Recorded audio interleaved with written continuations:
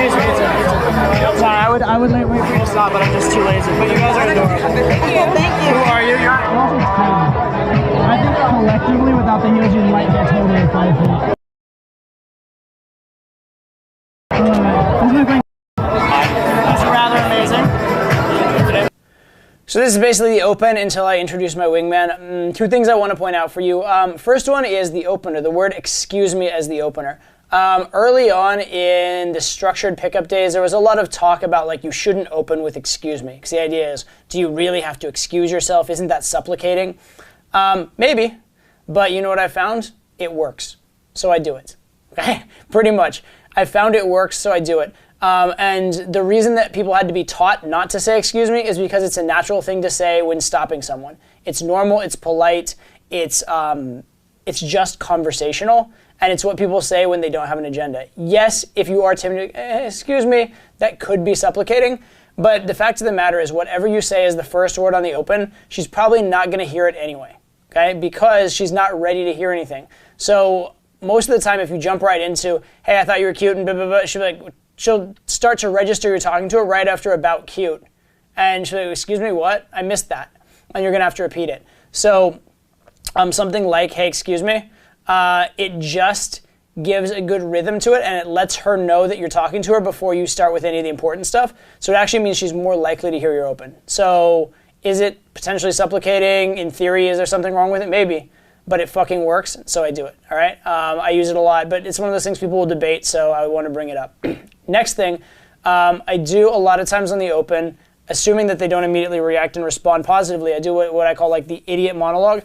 And what that basically means is I just ramble. I ramble and ramble and ramble and keep talking and talking and talking, and I don't give them really a second to jump in because they don't have anything to say yet, and they're not sure they like me yet, and they don't know what to say yet. However, as I'm rambling, I do ramble from a positive frame. I don't ramble and go, hi, excuse me, I wanted to talk to you. I feel really insecure and shy around girls, and I hope that you like me. And that would be the actual idiot monologue. But it doesn't fit into the technique I call the idiot monologue. The idiot monologue means you ramble like an idiot, but you ramble like a high-value idiot. Okay? So it might be like, hey, excuse me, I just saw you there, and I want to talk to you, and God knows, I don't even know you. We might not even, get along at all. Actually, to be fair, you look a bit like a dork, but that said, you seem intriguing. So I thought I'd take 2 seconds and, find out if you're as cool as I thought you might be, right? Do you notice how that's rambly, but it's all from a high-value frame, right? You're rambling out high value. And yes, the fact that you're rambling is slightly low value, but again, it's what's necessary just to get their attention. And if you ramble enough, you may not get a positive reaction, but the reaction you won't get is nothing, right? That's the reaction you don't want on the opener. I don't mind getting a shit test on the opener. I don't mind even getting a slightly negative response on the opener. I, of course, love getting a positive response. The one response I absolutely cannot game my way out of is being ignored. And the beauty of this rambling technique is you will not be ignored, right? So if your game's good enough, you can game through anything else, but you can't game through being ignored. That's extremely difficult. So I want to avoid that at all costs, which is why I do this type of opener quite frequently, especially in high energy environments.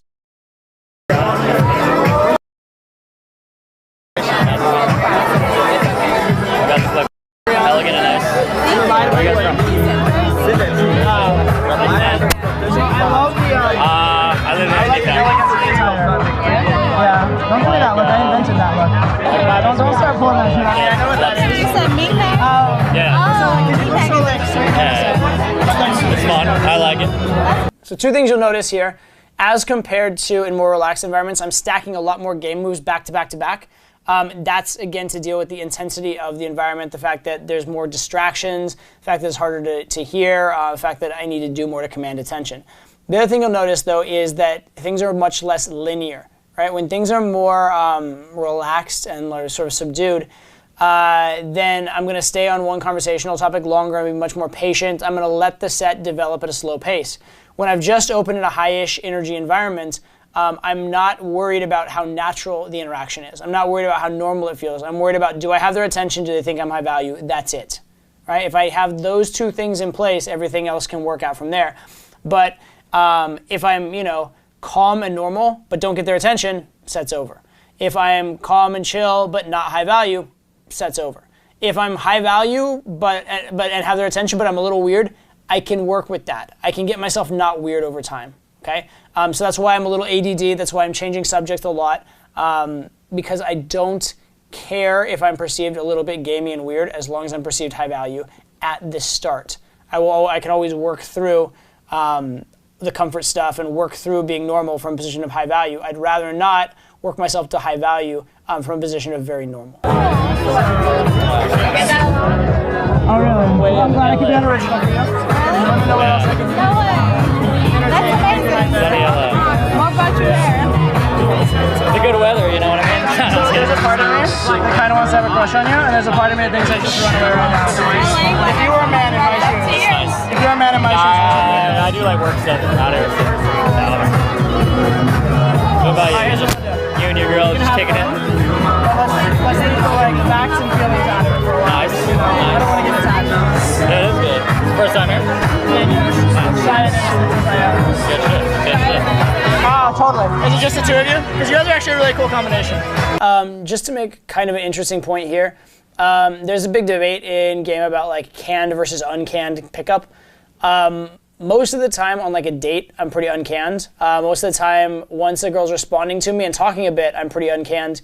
Here, because I'm doing a lot of talking at the girl, a lot of what I'm saying is canned. Most of what you're hearing from me, I have said before in one form or another, right?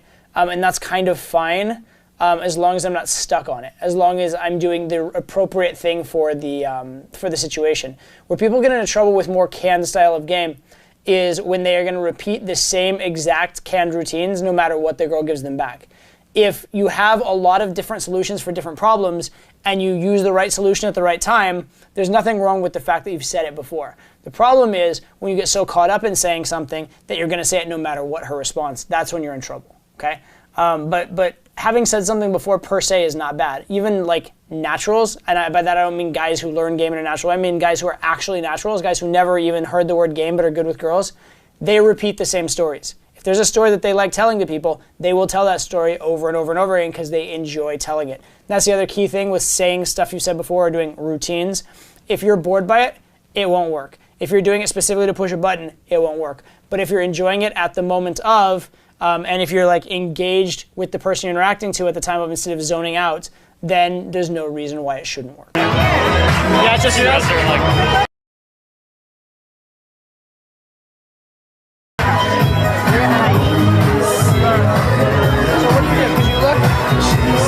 I feel like you guys have been like. But then at the same time, You guys seem like you've been good. one eyebrow. What is this shit? Sorry? You guys seem like you've been good friends for a while. Yeah. We met in college. I'll tell you Oh shit. Okay. She's your homegirl. Yeah, back to that. So you're real professional, but then you have this. God. You have the most active eyebrows ever. Like I'm just gonna put my hand here while I talk to you, so you're just like I don't see all this shit going on. And then you like travel the world. I know it's hard to contain yourself around a man such as myself. It's like just keep it under wraps so we get to know each other. We're actually just in Europe. It's super fun. Something professional, but at the same time, like there's definitely a feisty about you. So I can't imagine I like you to in a live situation where you have to follow the rules all the time. So I think you're going nuts. This isn't really a new lesson that I'm giving you right now, but what I want to encourage you to do is go back through that first 2 minutes and 29 seconds there and count how many push-pulls there are. Count how many times I say something arrogant. Count how many times I take on a frame that's very, very useful as a gamey frame, but isn't a typical frame people use in normal conversation. There's a lot of game in that 2 minutes and 29 seconds. If you pick it apart, you can see tons and tons of examples of great formats that you can use and implement in your own game.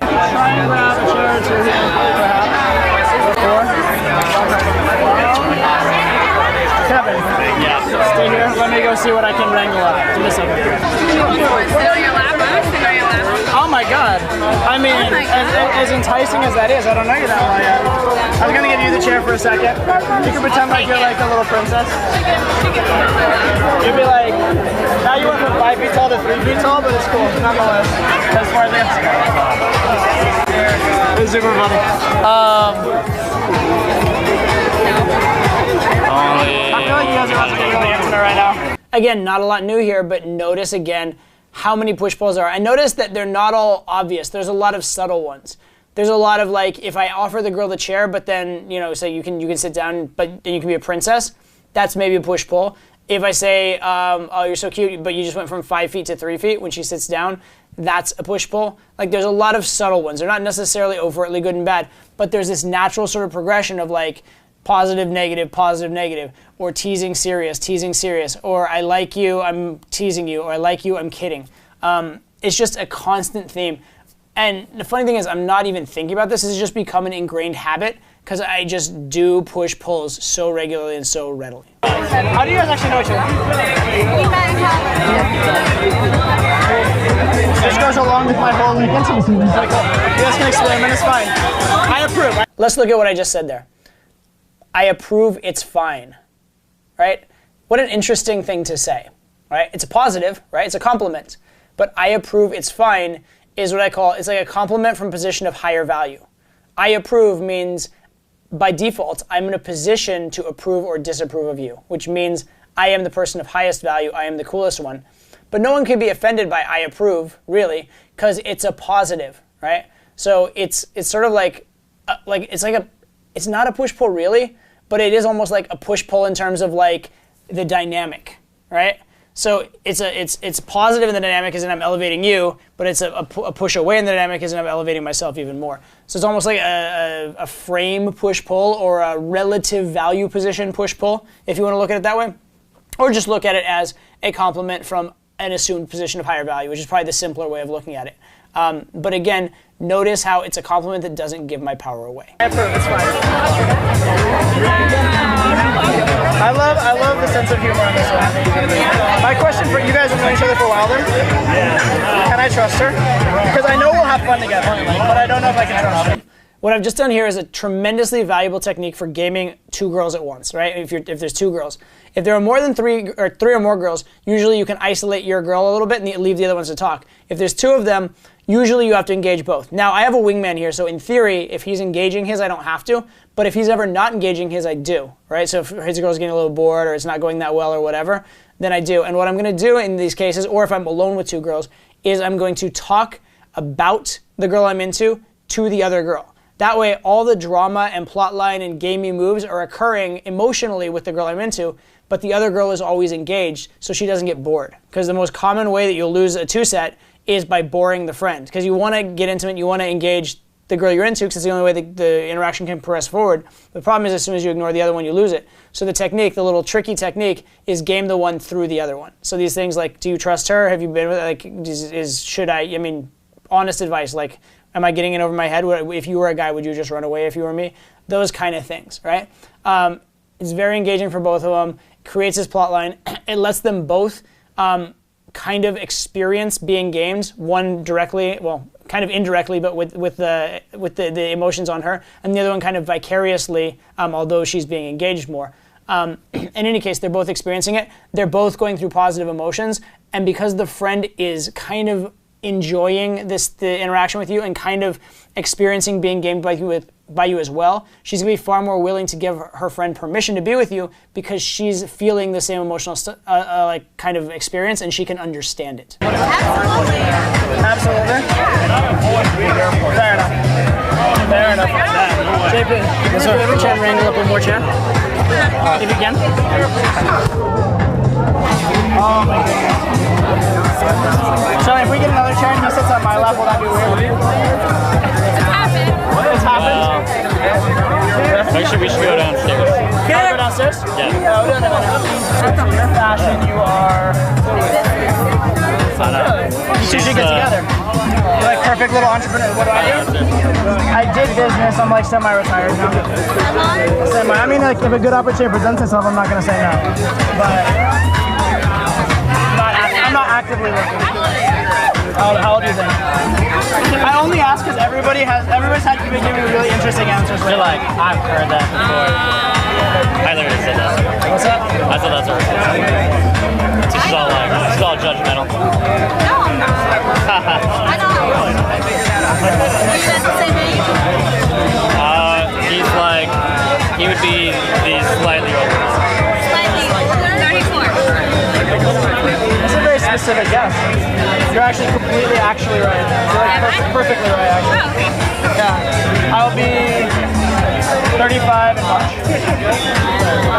So I'm like one foot in the grave at this point. I've just decided like I'll probably die within a year at this point, so I'm just gonna have like a lot of fun in the next. Hang it up, retire. That's right. That's what I thought. Like, if we got really close, then I'd like die and break your heart. So like I don't want to do that to you. What am I doing here? This is like a lot of weird things to say. Why am I talking about like, you know, I'm 1 foot in the grave, I'll probably die and break your heart, I'll probably die within a year, that kind of stuff. Weird things to say. I'm doing two different things. Number one, I'm disqualifying, right? I'm saying like, I'll break your heart, this won't work, that kind of stuff. So I'm pushing away a little bit, I'm giving her a reason to try and say, no, it would work, no, you're not that old. I'm giving her the job of bringing us together a little bit, because if she puts effort into it, then she's going to care a lot more about it. People value what they work for. They don't value what they don't work for. So if you're chasing the girl and she gives in, even if she liked you a lot or would have liked you a lot, she's not going to view it as like that special of an experience or that much of a win for her, because she just gave in and it was presented. But if she puts in effort for something, she will value it, right? It's like if you save up your money for something, you value it more than if you just happen to have the money for it, because you put in the effort. So that's the first thing. The second thing I'm doing, I don't think age will be a problem really here, but just in case, by over-exaggerating, like acting like 34 is the equivalent of like 70, I'm pointing out the ridiculousness of if they were to have a problem with me being 34. Does that make sense? Like, because obviously, like, I'm acting like 34, 70, and the thought in their head has to be, that's ridiculous, he's not that old, right? So it dismisses any notion they have of he's too old or that there's a big age gap between us. But it does it in the negative rather than as try hard, like, I don't think I'm too old for you, because the logical won't work because you're not communicating with your logical mind, you're communicating with the emotional. And also it won't work because it's try hard. It seems to have an agenda about it. Whereas saying I'm super old is just being playful, there's no agenda perceived. You're actually like, you're in a good place. Well, plus since I turned 33, I can't like get it up anymore, so I'll be 23 is like the best age. Is it? It is. I hope so. No, it is.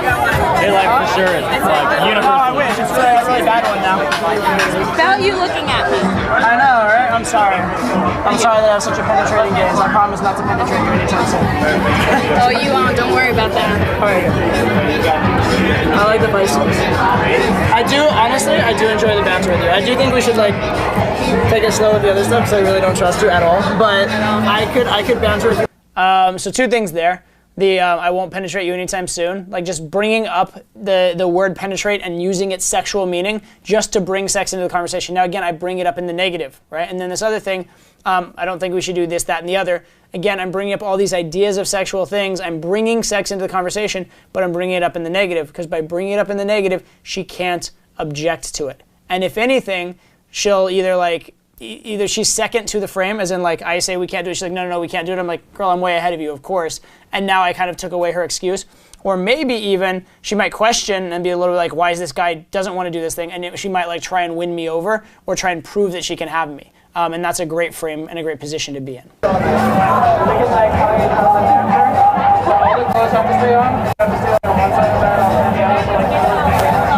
as far as I can go. You're trying to get me in bed already. Huh? So you're trying to get me in bed already. No, not yet. I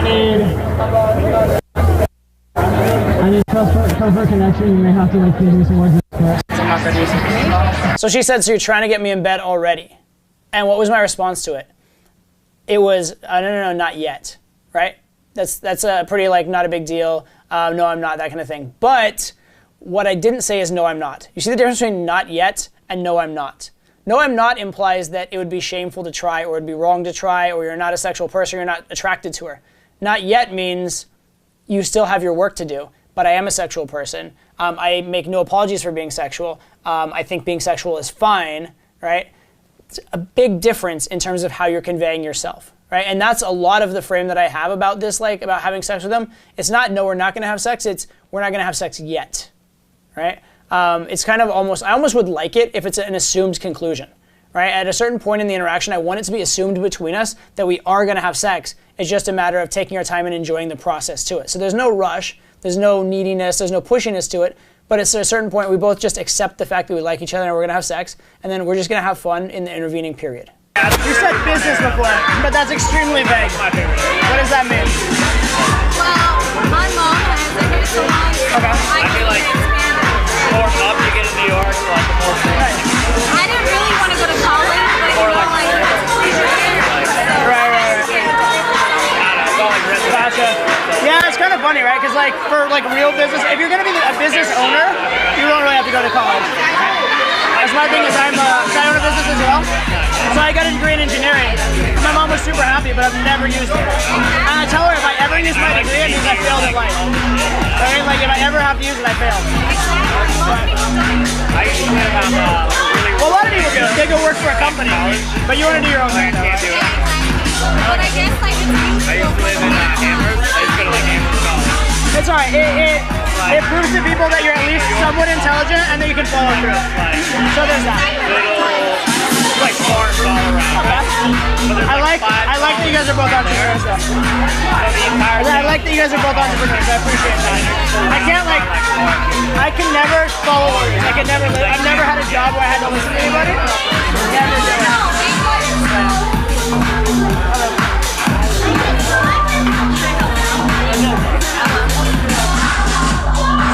That's what I say when I make eye contact with a cute girl.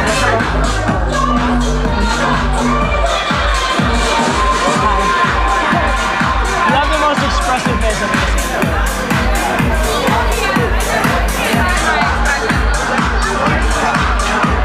I have no poker face. I know, I would own you at the poker table. I was telling you, I appreciate that you guys are entrepreneurs. I can't deal with people that have to follow other people's schedules and orders. Don't do it. Like frog. It's also good because Do what you gotta do. it's also good because if we all like became friends and shit, and I'm traveling, I want to like, hey, pick up, let's go. You'd be like, okay, I can do it. Not be like, let me call into my boss, I do it, I get sick leave, and like.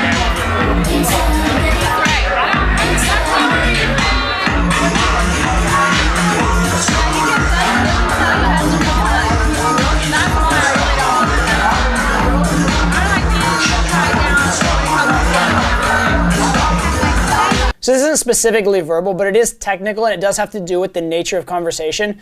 Notice that the amount of bantering and teasing has gone way, way, way down, okay? Now it's a lot more get to know you. It still is coming from the frame of me being higher value. That's still always going to be the case, but now it's more, instead of disqualifying, there's going to be a little more qualifying. There's going to be a little more letting them in, letting them know why I think they're special, letting them win me over, because it's already so assumed that I'm high value and I'm a prize to be won. Now what they need is to feel like realistically they have a shot. I think you threw in the when it comes to work. I think you threw in the when it comes to work. Go ahead. Again, there'll be no tying down up or otherwise, and nothing tonight. Though. I have trust with you, so you can never tie me up, alright? Never. Is that weird? Like, no, I've never ever. Have I ever? I don't think I've ever let a girl tie me up. I have massive trust issues. I'm like terrified that I'm terrified that either there'd be some kind of secret vendetta or secret thing that she has against me, and she just like leaves me tied up. Like, okay, well now that you're tied up, how about this thing? I'm like, oh god.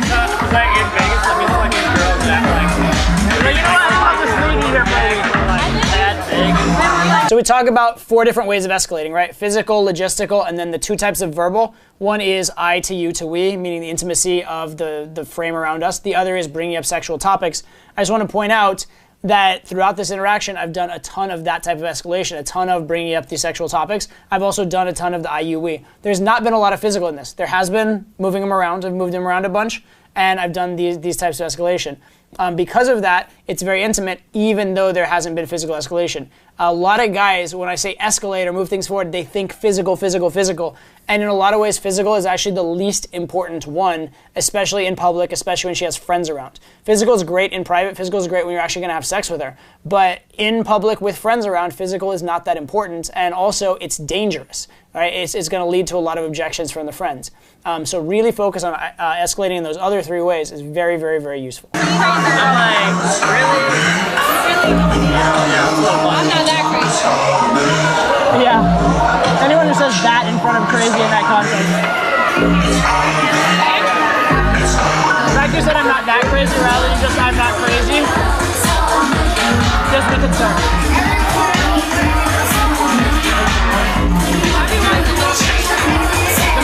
The 2 most crazy girls I ever dated, a direct quote, they're like, I'm crazy, but I'm not batshit. I'm like, yeah, you are. Yes, you are. This whole I'm talking about the 2 craziest girls I ever dated, et cetera, et cetera. this isn't the best example of the point I want to make, but it is an example, which is anytime you tell a story about your exes, and you tell a story about them exhibiting the type of behavior that really hot girls exhibit, what you're actually saying is, I dated a lot of hot girls in the past, okay? So if you say, like, I don't know, a lot of my exes, like, they were really nice to me, but they were just, like, such bitches to the rest of the world sometimes. Like, they were just so entitled. Sometimes, like, I mean, I didn't have a problem with it because they were nice to me, but, like, I was like, wow, you really act that way? It's just, like, it's kind of a double standard. Like, saying that kind of stuff, it's kind of a weird thing to say. You don't want to be negative on your exes in general, but when you point out that your exes had the traits of attractive women, the other girl is going to picture them as attractive women, right? When you say they were like batshit crazy, usually like you don't say a fat fucking weirdo girl is batshit crazy, right? You don't, but you say that about some like diva girl.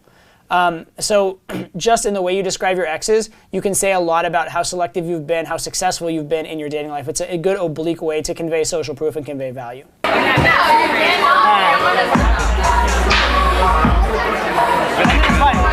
Crazy. We'll just like no biographical details so you can't stalk me. It's fine. Alright, so besides being ambitious businesswoman, it's gonna be a multi-billionaire one day in fashion, and like you'll be like a Vera Wang, Donna Karen mixture, with a little more like color and spice, something like that. Aside from that, like what do you do for fun? Like to actually like have a life, or you work all the time? Okay, I didn't see that one coming. No, not at all. Well, you live in the city, first of all, so.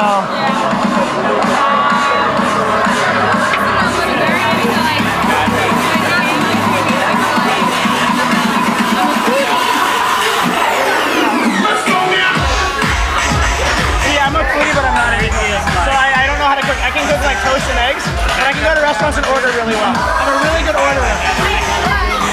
What? We're like, once a month. I travel too much. Like, most hotels don't have like kitchens and stuff. So. I mean, I enjoy a cup and everything, but you have to be around. Are you an independent? You don't take shit from anybody? I also don't have to tell you you're free to be feisty, sarcastic, or free to raise your eyebrows every 2 seconds. Like this cannot work out. I need to go out. So actually cool. We're with a bunch of friends as well, so I'm gonna have to like network back up with them. Even if they like that. However, right. I need like ride or die. So I said, yeah, I'm with a bunch of friends as well. We won't have that long to hang out, et cetera, but perhaps we should, whatever. It's a good idea a lot of times to either disqualify before the close, because it softens it, makes it seem like less of a big deal. Even do a takeaway before the close, because when you do a takeaway, she has a natural response to chase you a little bit and to want your validation. It's good to set up the close on either a positive emotional spike or a negative emotional spike, or something that creates a need for validation on her part. What I'm basically saying here is, regardless of how good the overall interaction's been, there are optimal times to close and non-optimal times to close, and you can set up an optimal time to close. A lot of times, even if the interaction hasn't been that good, but you set the close up in such a way that she's chasing your validation right before the close, you're going to be able to close successfully. If you disqualify right before the close, she's going to feel a lot more comfortable going ahead and being closed for whatever the close is. And what happened right beforehand kind of primes it, is very, very critical. I don't want to say it like takes the place of running a good interaction, but it can make a mediocre interaction close like a good interaction, and not doing it at a low point or doing it at a point where you're chasing her can make a good interaction feel a lot like a mediocre or bad interaction. So what happens right before the close is very, very important in terms of whether the close is going to work or not. perhaps we should go grab food and drink together. We can compare our food in this one. I'm from Yeah? I'll see how Sounds good. Fair enough. We almost had like this intimate connection. She forgot my name. She fucked it all up. It was gonna be like a match made in heaven, and she ruined it. I realized she doesn't really like me for me. She just thinks I'm cute and like well connected, and I feel so good. So we're over to meatpacking. So if you're ever out there, starting up doing something, and you're like, hey, I'm bored. It's late at night. I need someone to grab a cookie with, or like something. I know. There are cookie places in meatpacking, yeah. There's also good food. You go to Copelia? Do you know Copelia? It's good.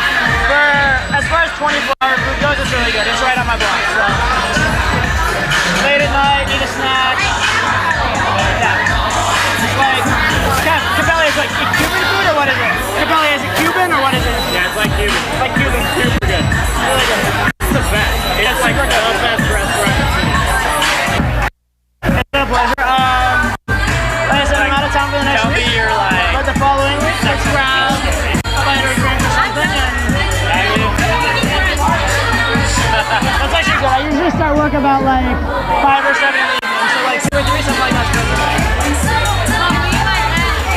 I usually wake up at like 2. So if I look like I just rolled out of bed, it means I probably did.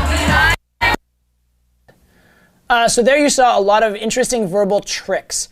I don't want you to think of them just as verbal tricks. I want you to look at them within a context. And so what I'd like you to think is this was a club situation. The rooftop was, somewhat high energy. The downstairs was very loud and like even hard to talk a little bit. And that changes the environment. And so a lot of times I talk to you about blueprint of a girl. There's also blueprint of environment. And so because of the blueprint of this environment is much more intense, it's harder to have more intimate conversation until you get to know someone a little bit better. You may have noticed there was a lot more push-pull, a lot more teasing. I was talking faster, I was talking louder, I was calibrating to the environment, and then I was utilizing what the environment gave me. So because you can't do a lot of intimate connection in this environment, but the environment is kind of, there's a lot of energy, I utilized high energy game, right? I utilized a lot of push-pull, I utilized a lot of push-aways, a lot of emotionally charged types of things, and tried to like bait her into communicating with me, as opposed to what you see in a lot of these other clips that I'm going to show you, where it's much more normal conversation, and then I will gradually build the intensity from that normal conversation, okay? So notice how much the situation dictates what tactics you are going to use. And also, obviously, understand the individual tactics for their own, sort of own internal intrinsic value as well, right? But every tactic is good in its own right. It's much better used in the right context.